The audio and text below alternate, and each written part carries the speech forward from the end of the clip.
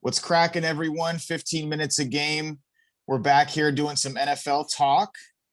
As we get closer to the draft, we wanted to go over a couple of topics and get everyone's takes on some draft stuff and then the Jimmy G situation. So we saw that trade happen. I think it was last week. The Dolphins, Eagles, Niners, they were all involved in a big deal. And it's basically signaling that either this is Jimmy G's last year or they're willing to deal him. Now they're asking for a first rounder. So my question to you is that too little, too much, or just about right? Way too much, in my opinion. Pats traded him, got a second round pick back in 2017. In 3 full seasons with the Niners, Jimmy G has missed 23 of 48 games. That's almost 50%. In 18, he got signed to a 5-year, almost $140 million contract. It's just he's got a sprained right shoulder. He's tore his ACL, 2 high ankle sprains. He's due if he were to get traded, he's due $25 million next season and 25.6 the following season. In actual cap numbers, he's ranked 6th. Just the cap hit, not signing bonus, all that other stuff. He's ranked 6th behind Rodgers, Russ, Kirk Cousins, Ryan Tannehill, and Matt Ryan.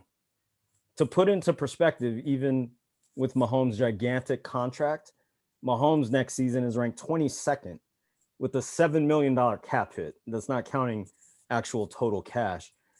But this is why teams go out and sign Cam Newton for $6 million, Andy Dalton and Fitzpatrick for $10 million. As a Bears fan, if they traded a first round pick for Jimmy G, I'd be more furious than when they signed Dalton a couple weeks ago. So my answer is no first. He's not. I don't care which team you are. He's not worth a first round pick. I said this the other day. I'm sure he's a nice guy. I know all the ladies love him because he's a very handsome man. Okay. But he's not worth a first round pick. Like 3rd or 4th max, in my opinion. What do you think, Julian? I love the speech because it's so true. It is honestly so true. He's not worth the first round for a first round trade. His contract might be worth it, but he's not worth it. Just that stat, he's played 25 games of the 48 in San Francisco. He's just a risk at a quarterback, and you need to rely on your quarterback as an organization. And I just feel like Jimmy, he's not reliable. Like, he's a good quarterback once he's healthy and playing, but it's just a risk. You're gambling with him on the field just because every snap you have to worry, am I going to lose Jimmy if he gets hit the wrong way, and resort to your backup? So I feel it's too much. San Francisco's asking for too much. Yeah, if they get someone to send them a first round pick, they're going to really be loaded to get some real talent. But I agree with both of you that it's just too much. I mean, you guys hit on all the points. I don't need to rehash it, but yeah, he doesn't stay healthy. And I think he's kind of a guy that's benefited from being in a Shanahan system because he schemes up plays. So, I mean, he's probably the top 2 or 3 play caller in the NFL. So I really think that Jimmy G's benefited from that. I know he had a few good starts in New England as well, but we know obviously Belichick is a genius too. So I think it's too much. I think if the Niners did get a first round pick, they would be stealing from the other team. So that's kind of how I see it. And as we move kind of towards the draft, there's some intriguing prospects this year for sure. So quarterback, running back, wide receiver, I wanted to kind of go over what I think are 2 comparable players. So you tell me, of the 2 guys, who would you rather take if you had a chance to draft one? So let's go in reverse. Let's start with running back. Travis Etienne out of Clemson or Najee Harris from the Crimson Tide? Go ahead, Jules. What you got?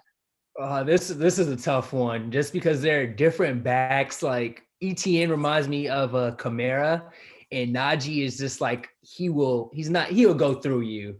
But for my purpose, I'll go with Najee. just because he has proven himself. He knows how to get into the end zone, and he's a proven winner. As we learned from Derrick Henry, just bring that system and that work ethic to the NFL. So I'll go with Harris. That's how you want to build your team, with a big bell cow back.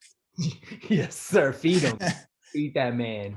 They're both so good. It's really hard to pick, man. They got to be the first two running backs off the board. I just don't know in what order. I think ATN has the better numbers, almost better career numbers, almost 5,000 yards and like 70 touchdowns and 1,100 receiving yards and 8 touchdowns. But Najee Harris jumps over people a lot, it seems. Dude, I remember last season, I feel like he did that. It was like every other game. Honestly, I can't pick, man. How about this? I think the first guy off the board is going to be Harris. Okay. But I don't have an answer for you. It's these are good. The ones the guys you picked for us to compare, they're tough. So that's what I think. I think Harris is the first. Is the first one off. Okay. Yeah. I see your reasoning there. I'm just going to play devil's advocate and go with Travis Etienne. And the biggest reason for that is his home run, big playmaking ability. I think he's got that, 4.4 speed versus Harris is not slow by any means, but he doesn't have like breakaway speed, like track speed, like Etienne does. So I'll go with that. And I mean, what's great about both those backs too is they can catch out of the backfield. So yeah, I think any team that gets them will be real happy. Let's switch it over to some pass catchers. And these two guys are both beasts. So whichever one you choose, I mean, I can't hate on either. So we have the Heisman Trophy winner, DeVonta Smith, and a national champion. And then a guy who didn't really get a lot of looks or maybe not as much action last year. He was still obviously a top prospect, is Jamar Chase out of LSU. So Steve, if you're building your team and, you're sitting up there, you're the Bengals or the Dolphins, which of those two dudes are you want to have your quarterback throw balls to? They're both the two best, right? DeVonta Smith in the national championship went 12 for 215 yards and 3 touchdowns before he hurt his finger, and that was in less than 3 quarters. He had almost 4,000 career yards, 46 touchdowns. Those numbers are nuts. Jamar Chase opted out last season, I think because of COVID and just didn't want to get hurt. But that's right, he did. Yeah, his numbers are absurd too. In the handful of years he played, just almost 2,100 yards and 23 touchdowns total. In 2019, he broke SEC records for touchdowns with 20 and receiving yards with almost 1,780. And he was the Biletnikoff Award winner. So again, kind of like the RBs, you don't really lose. I would take by a hair DeVonta Smith. That would be my first wide receiver off the board. But man, if the Lions or somebody took Smith and then the next team took Jamar Chase, they're not losing at all. So they're both big W's, I think. Again, Steve has made great points. Before this draft, I was all on DeVonta Smith's train. As Steve said, his stats in the national championship game, but then I just start hearing this Jamar Chase. And I kind of forgot about Jamar Chase just because that year with Joe Burrow, it was so electrifying. LSU was just running numbers on it. So I was just more like, I kind of just forgot about Jamar. I'm sorry, Jamar, but you are a monster. But to see his tape again, Jamar Chase, he is a monster. And like DeVonta he's just very technical on his routes and pass catching. But I'll go with Jamar Chase to start, just with his size and his athleticism. But DeVonta is a monster. Yeah, no shade to DeVonta, but I'm going to go with Jamar Chase too. And it's because of his physicality. He's a little bit bigger. I just worry about DeVonta Smith maybe staying healthy just because he's only 175 pounds. Yeah. He's faster, but Jamar Chase is just a bigger, more physical receiver. I think he's 200 pounds or so. And if I were to choose one of those two guys, I would go with Jamar Chase. And that is a great point, though, you made about the season at LSU, is because Justin Jefferson was right there too. You Yeah. know, and I think he was like the fifth or sixth wide receiver off the board. So and he was a beast last season, you know. But yeah, you're right. Everybody was just scoring nonstop, and it was yeah. the Joe Burrow show. Dude. Well, it's gonna be interesting to see where one of those dudes winds up. So finally, I hope we're still doing good on time here. I think we got some time to finish this kind of draft prospect comparison up. So we'll go with Trey Lance and Justin Fields. So Justin Fields from Ohio State and Trey Lance.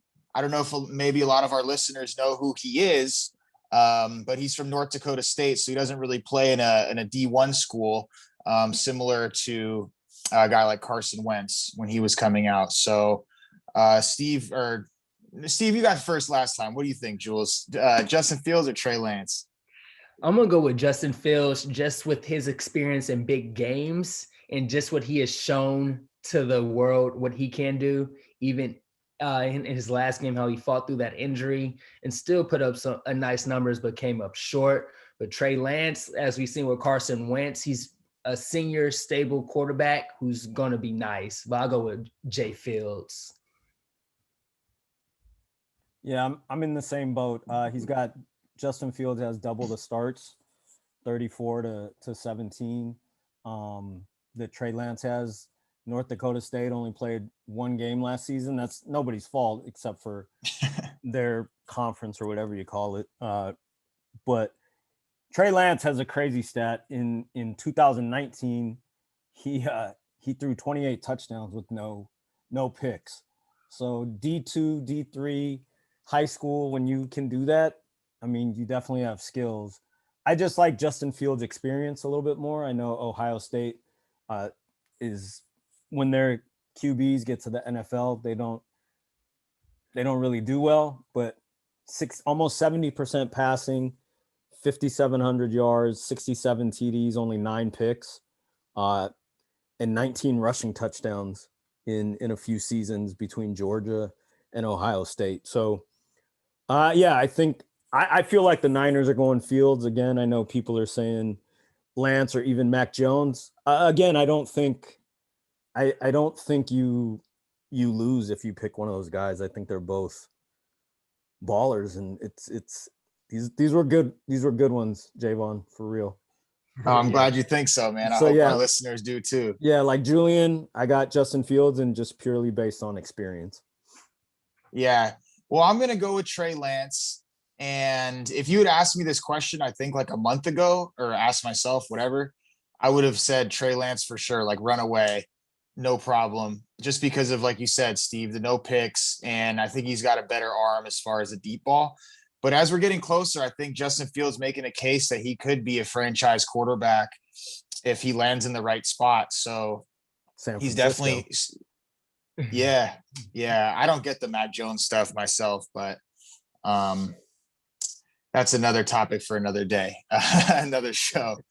But yeah, I think Justin Fields is close. I think Trey Lance probably needs a little bit more development and work. You know, he'll have to sit behind someone for a couple of years before he comes into to be a full-time starter. But I'll go with Trey, and I'm really excited to see where these guys wind up. And as we get close to the draft, I think we have a pretty good group of quarterbacks here. So it's definitely exciting. We got a great draft coming up. Yeah, we're only a few weeks away. How are we doing on time? We got time to kick anything else around here? We got 40 seconds left. I was just gonna say I could see New England trading up for Trey Lance. That's all. We don't have to talk about it.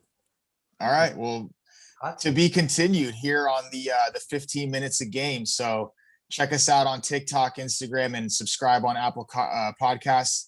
Really be a big help for us. And thanks for listening, everybody.